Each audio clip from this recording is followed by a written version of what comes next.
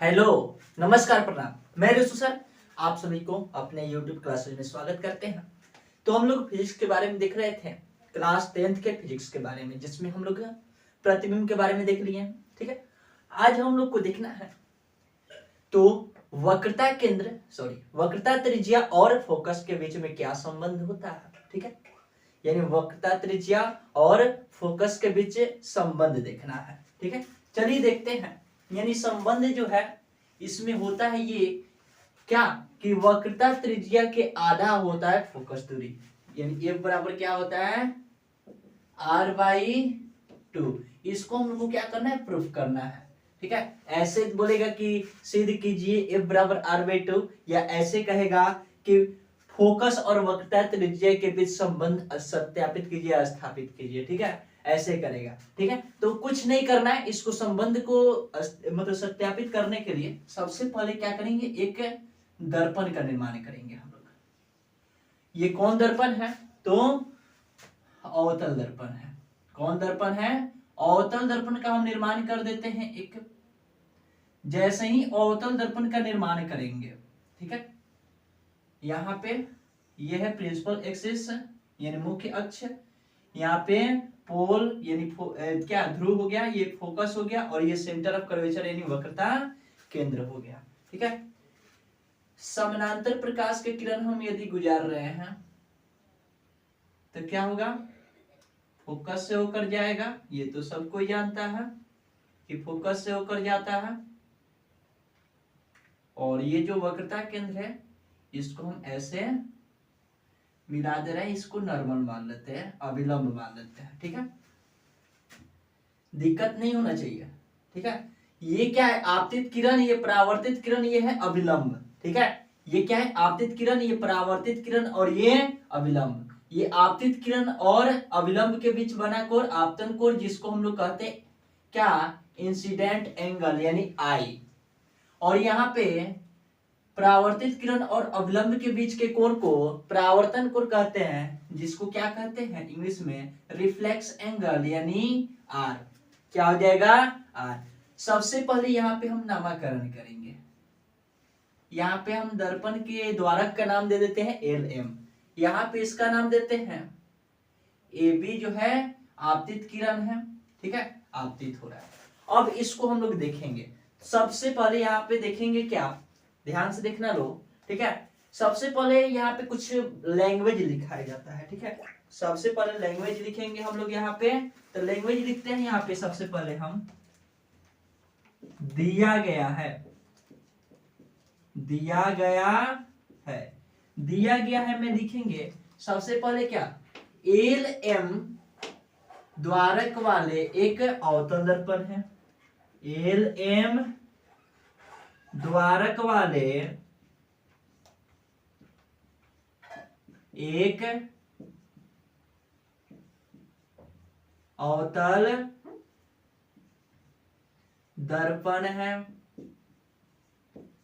Language सबसे महत्वपूर्ण होता है, ध्यान से समझिएगा। LM द्वारक वाले एक अवतल दर्पण है जिसमें AB प्रकाश के किरण आपतित हो रहा है, जिसमें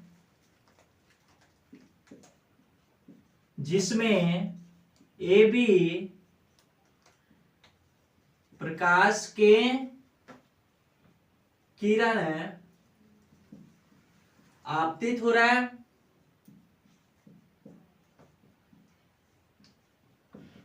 जो मुख्य अक्ष के समानांतर है, जो मुख्य अक्ष के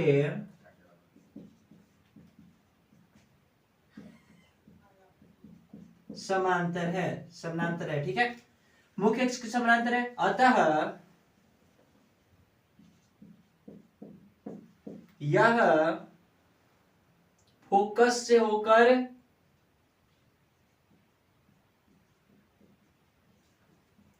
जाएगा। ठीक है, कहां से जाएगा, फोकस से, और CB अभिलंब है।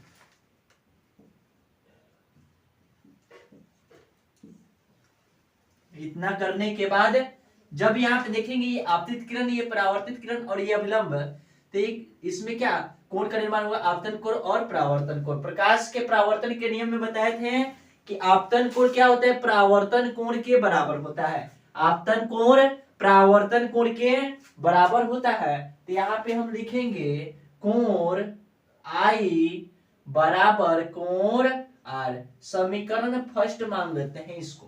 क्या मान लेते हैं, समीकरण फर्स्ट मान लेते हैं। और जब इतना कर देंगे तो हम चलते हैं क्लास 9th में। 8 में भी पढ़ा होगा तो लोग, यदि दो रेखा समानांतर हो और तीसरी रेखा आकर प्रतिच्छेद करे तो अंतः कोण जो होता है क्या होता है, आपस में बराबर होता है। ये दो रेखा समानांतर है, तीसरी रेखा आकर प्रतिच्छेद किया तो ये कोण अंतः एकांतर कोण है। और अंतः एकांतर कोण क्या होता है, आपस में बराबर होता है। पहले तो ये कौन नियम से आया, बराबर किसके कारण हुआ, प्रकाश के परावर्तन के नियम, परावर्तन के नियम। तो सबसे पहले आई जो है इसका नाम हम दे देते हैं, ऐसे हम करेंगे तो समझ में नहीं आएगा। इसका नाम क्या है, ए बी सी। आई का नाम क्या है, ये आई जो है यहाँ पे है, तो आई का नाम क्या है, ए बी सी। कोण ए बी सी बराबर आर का मान क्या है, तो सी बी एफ। कोण सी बी एफ, ठीक है। यहाँ पे हम फर्स्ट मानते हैं। अब यहाँ पे देखेंगे तो ये क्या है, ए बी पैरेलल सीपी। क्या है, सीपी, यानी ए बी जो है सीपी के समानांतर है। ए बी क्या है, सीपी के समानांतर है। समानांतर है तो ये कोण और ये कोण आपस में क्या होगा, बराबर होगा। ये वाला कोण और ये वाला कोण आपस में क्या होगा, बराबर होगा। क्यों बराबर होगा, क्योंकि ये जो है अंतः एकांतर कोण है। तो यहाँ पे कहेंगे इसलिए कोण ए बी सी, यानी ए बी सी, यानी ये वाला कोण किसके बराबर होगा, तो बी सी एफ के बराबर होगा। कोण बी सी एफ। समीकरण सेकेंड मान लेते हैं। फर्स्ट और सेकेंड में देखेंगे तो एलएचएस बराबर है तो आरएचएस भी बराबर होगा। तो यहाँ पे लिखेंगे समीकरण फर्स्ट एंड सेकेंड से। यहाँ पे देखेंगे एलएचएस क्या है, बराबर है, तो आरएचएस भी क्या होगा, बराबर होगा। यानी क्या, कोण सी बी एफ बराबर कोण बी सी एफ। यदि हम क्या करेंगे, इस दर्पण के द्वारक को छोटा करेंगे, क्या करेंगे, छोटा करेंगे, तो ये बी जो है किस पर आ जाएगा, पी पर आ जाएगा। ठीक है, तो कहेंगे यहाँ पे, यहां से हम करते हैं, ठीक है, ऊपर से क्योंकि नहीं हट पाएगा। दर्पण के द्वारक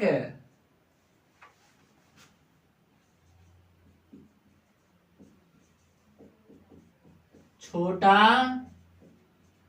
करने पर क्या होगा जी, तो B is tending to P, यानी B जो है P पर चला जाएगा। कहां चला जाएगा, B P पर चला जाएगा। यानी यहाँ पे क्या है, यहाँ पे है CBF और BCF, ठीक है, CBF और BCF है।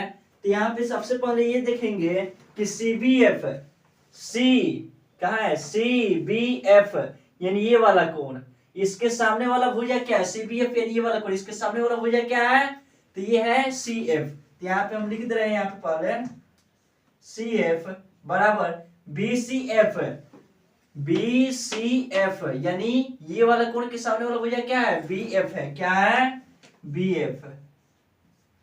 लिखेंगे यहाँ पे बराबर कोण के सामने के भुजा बराबर होता है।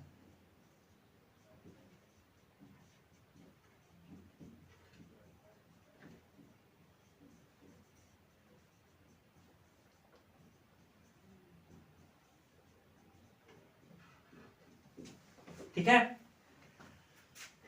यहां देखना, तो हम क्या किए हैं, दर्पण के द्वारा छोटा किए हैं, तो क्या हो गया, बी जो है कहां पे आ गया, पी पर आ गया। कहां पे चला गया, B is tending to P. अब क्या करेंगे, तो ये जो बी है इसकी जगह पर क्या लिख देंगे, पी लिख देंगे। सबसे पहले यहाँ पे सी एफ है तो सी एफ, अब बराबर बी की जगह पर क्या हो जाएगा, पी हो जाएगा, पी एफ। यानी सी एफ और पी एफ जो है क्या हो गया, बराबर सिद्ध हो गया। क्या हो गया, बराबर सिद्ध हो गया। यानी सी एफ किसके बराबर हो गया, पी एफ के बराबर हो गया। किसके बराबर हो गया, पी एफ के बराबर हो गया। ठीक है, अब क्या करेंगे, तो यहां पे अब कहेंगे अब यदि हम सी एफ और पी एफ को जोड़ रहे हैं, C F plus P F, इन दोनों को जोड़ते हैं, सी एफ को और पी एफ को, तो क्या मिल जाएगा, पीसी मिल जाएगा। क्या मिल जाएगा, पीसी मिल जाएगा। यहां पे हम क्या कर रहे हैं, सी एफ को पी एफ में चेंज कर देना है, यानी सी एफ को किस में, पी एफ में, क्योंकि दोनों बराबर है, किसी के बदले में कोई भी लिख सकते हैं, तो हम सी एफ को पी एफ में चेंज कर दे रहे हैं। तो P F plus P F बराबर पीसी, पी एफ कितना हो जाएगा, 2pf बराबर पीसी। पीएफ मतलब क्या, ध्रुव से फोकस की दूरी क्या कहलाता है, फोकस दूरी कहलाता है, जिसको एफ से डिनोट करते हैं। और यहाँ पे 2 है तो 2 लगा दे रहे हैं। ठीक है, और यहाँ पे पीसी यानी क्या, ध्रुव से वक्रता केंद्र के बीच की दूरी को वक्रता त्रिज्या कहते हैं, जिसको आर से डिनोट किया जाता है। तो एक फॉर्मूला तो ये हो गया 2f, r बराबर 2f, 2 यहाँ पे गुना में इधर है तो भाग में हो जाएगा, f बराबर r/2, ये दूसरा फॉर्मूला हो गया। ठीक है, तो ध्यान से समझना, एक बार और समझा दे रहे हैं, और ये एग्जाम में पूछा जाता है, सिद्ध करने के लिए बोलता है। सबसे पहले एक दर्पण का निर्माण करेंगे, कोई भी दर्पण लेना, अवतल या उत्तल। तो हम अवतल दर्पण का निर्माण किए हैं, इसका द्वारक मान लिए हैं LM। क्या मान लिए हैं, LM।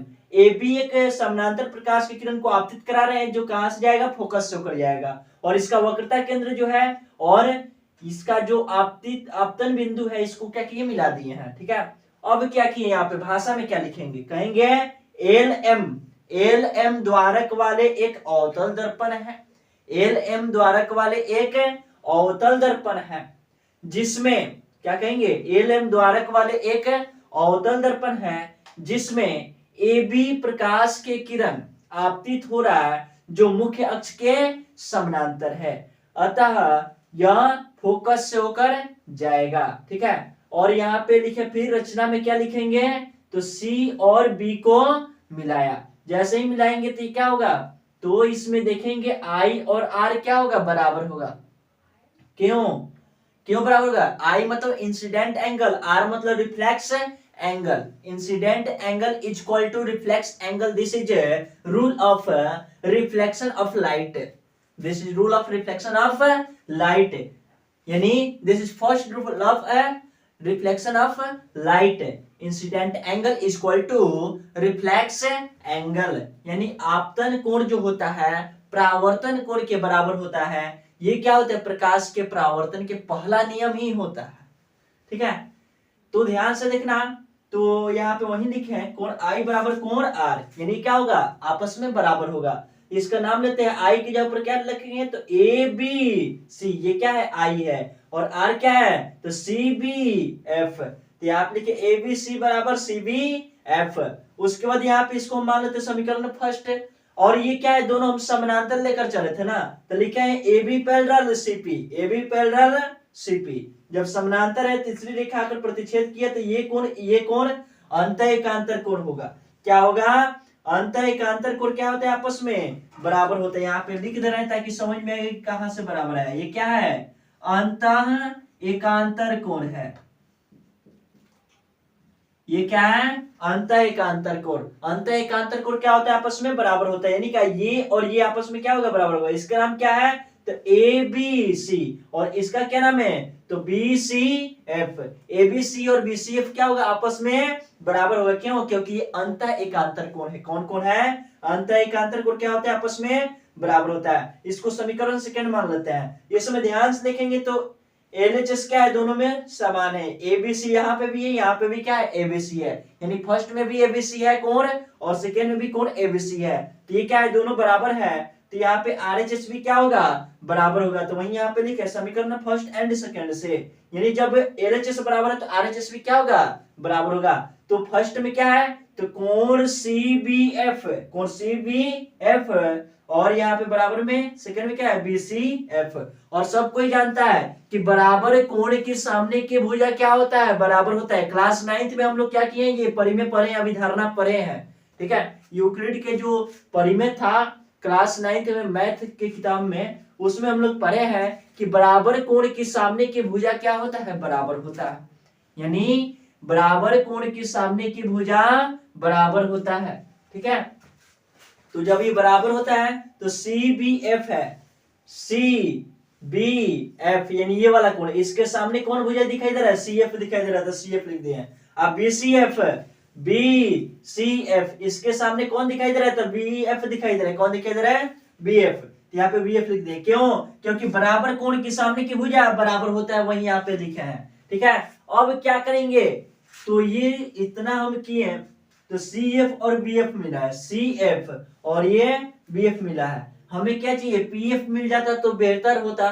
तो इसके लिए हम क्या करेंगे, इसको हम पतला करेंगे, दाब कर क्या करेंगे, द्वारा किसका छोटा करेंगे, जैसे जैसे छोटा करेंगे वैसे वैसे B क्या होगा, P के करीब आता जाएगा, ठीक है। और एक समय ऐसा आएगा कि B जो है P पर चला जाएगा, ठीक है। तो वहीं यहाँ पे लिखे दर्पण के द्वारा छोटा करने पर B is tending to P, tending यानी जा रहा है, क्या हो रहा है, जा रहा है कहां पे, P पर। इंग्लिश में इसको कहेंगे B is tending to P, क्या कहेंगे, B is tending to P। यदि इसको हिंदी में कहना है तो B P पर जा रहा है या चला जाएगा, ठीक है। तो जब ये B P पर चला जाएगा तो हम क्या करेंगे, B की जगह पर P लिखेंगे, ठीक है। तो CF यहाँ पे ऐसे लिखे और यहाँ पे BF की जगह पर क्या रखेंगे, B की जगह पर P यानी PF हो जाएगा। अब इन दोनों को जोड़ते हैं, CF और PF को जोड़ेंगे, यहाँ पे CF ये है और PF ये है, इन दोनों को जोड़ेंगे, इन दोनों को जोड़ेंगे तो क्या मिल जाएगा, PC मिल जाएगा, क्या मिल जाएगा, PC मिल जाएगा, ठीक है। तो आप लिखे CF प्लस PF बराबर PC। अब क्या, ये दोनों के दोनों आपस में बराबर थे, किसी के बदले में कोई भी लिखा जा सकता है, और सब कोई जानता है कि दर्पण में सभी दूरियां ध्रुव से मापी जाती है। कहां से मापी जाती है, दर्पण में सभी दूरियां ध्रुव से मापी जाती है, ये बात याद रखना है, ठीक है। तो यहाँ पे ध्रुव से मापी जाती है यानी पोल, यानी जहां पे P है उसी में बदलेंगे, तो P किस में है, PF में है, तो CF को हम PF में बदल दिए, तो PF प्लस PF है, CF के ऊपर PF हो गया, PF बेचारा अकेले ऐसे ही उतर गया, तो PF प्लस PF बराबर PC ऐसे ही उतार दिए, PF को PF, 2 PF हो गया यानी 2 PF हो गया यहाँ पे, और बराबर में PC। यहाँ देखेंगे ये क्या है, P मतलब पोल यानी ध्रुव, IF मतलब फोकस, ध्रुव और फोकस के बीच की दूरी को फोकस दूरी कहते हैं, ठीक है। यानी क्या, फोकस दूरी को भी F से डिनोट किया जाता है। और ये क्या है, PC, P यानी क्या, ध्रुव, और C मतलब वक्रता केंद्र, ध्रुव और वक्रता केंद्र के बीच की दूरी को वक्रता त्रिज्या कहते हैं, जिसको R से डिनोट किया जाता है। तो आप लिख दिए क्या, 2F बराबर R, यानी R बराबर क्या हो गया, 2F हो गया। लेकिन हमें क्या चाहिए, F का मान निकालना है, तो यहाँ पे 2 क्या है, गुना में इधर है तो भाग में, यानी F बराबर R/2, ये दोनों के दोनों क्या होता है, फॉर्मूला होता है, तो इसको क्या करना है, याद कर लेना है, ठीक है। तो चलिए मिलते हैं नेक्स्ट वीडियो में, तब तक के लिए बाय बाय। इसको स्क्रीनशॉट ले लीजिएगा।